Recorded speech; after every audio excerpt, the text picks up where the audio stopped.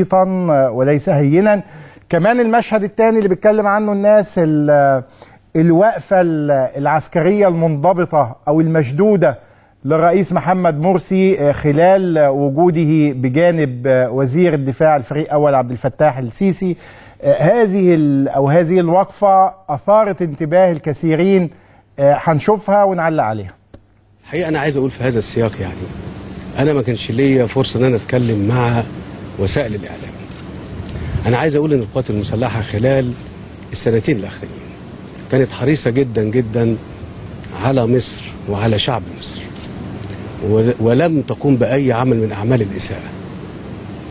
وعايز أقول أن القوات المسلحة انسحبت أو انتهت وتسلمت السلطة في 30/6، وابتدت تقوم بأعمال من أعمال رفع الكفاءة للقوات والمعدات، حاجات كتير قوي بتتم دلوقتي. وعايز أقول إنها بتتم بمعدلات غير مسبوقة. لازم نكون فاهمين إن القوات المسلحة مؤسسة وطنية شريفة جدا جدا، ومخلصة جدا لبلدها، وحريصة جدا على وطنها.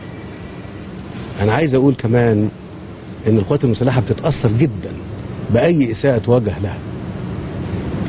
أنا عايز أقول، مقسم لكم بالله للي بيسمعني كله دلوقتي، القوات المسلحة من أول 25 يناير حتى الآن، والله واقسم بالله على ذلك، لم تقتل ولم تأمر بقتل، لم تغدر ولم تأمر بغدر، لم تخون ولم تأمر بخيانة.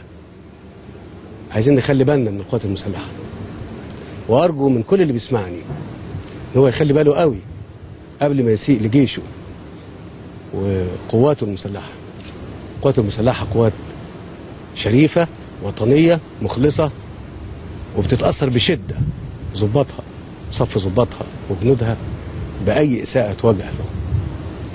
يا ريت نبقى كلنا نخلي بالنا من كده. شكرا.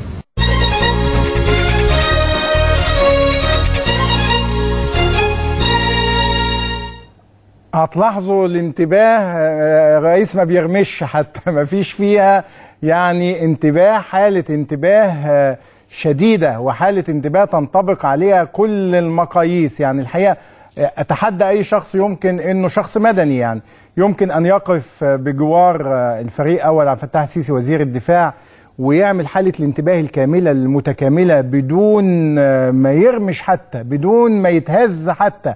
طبعا ليس مطلوبا من رئيس الجمهورية أنه يقف هذه الوقفة، لكن ده كمان هتثير الكثير من علامات الاستفهام، خاصة